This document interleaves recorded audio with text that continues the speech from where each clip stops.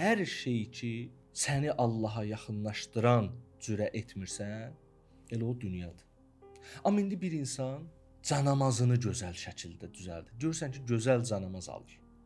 Gözəl ətirlər alır. Nə bilim, və sair. Evini bəzəyir.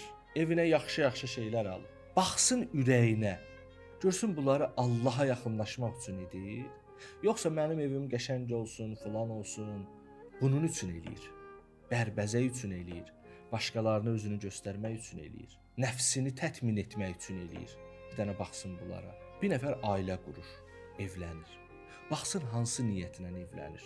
Seçdiyi adamda axtardığı şeylər nədir? O şeylər Allahın rızasına uyğundur və yaxud da onu Allah rızası üçün istəyir, yoxsa başqadır? Bir kişi evinə bazarlıq edir.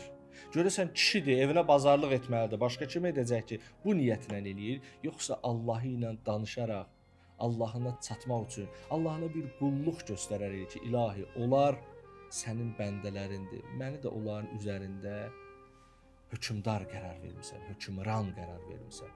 Ona görə də mən onlara xidmət eləyirəm. Görəsən yoxsa belədir? Bunlar ayrı-ayrı şeylərdir. Hər evinə bazarlıq eləyən, hər övladının əlindən tutub aparıb gəzdirən adam Allaha tərəf getmir. Amma insan Allaha tərəf də gedə bilər. Amma bütün bunların hamısı Allah üçün ola bilər. Bütün bunların hamısı insanı Allaha tərəf apar. Əgər belə olsa, onlara heç vaxt dünya demək olmaz. Ona görə də, bəli, dünyada insan hansısa bir şeyləri edə bilər, amma bilməlidir ki, Allah üçün edirəm. Allah üçün geyinirəm. Allah üçün istəyirəm maşınım normal olsun. Allah üçün evimi bəzəyirəm.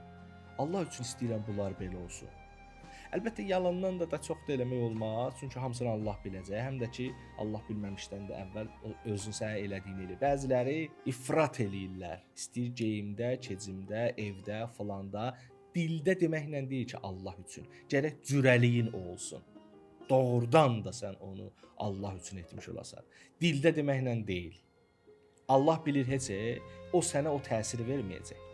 Burasını da elə-belə bir mötəzədə deyirəm ki, bu da yadınızda olsun. Amma deməli, dünyəvilik və uxravilik anlayışı cürəliklə bağlıdır, niyyətlə bağlıdır, ruhiyyə ilə bağlıdır.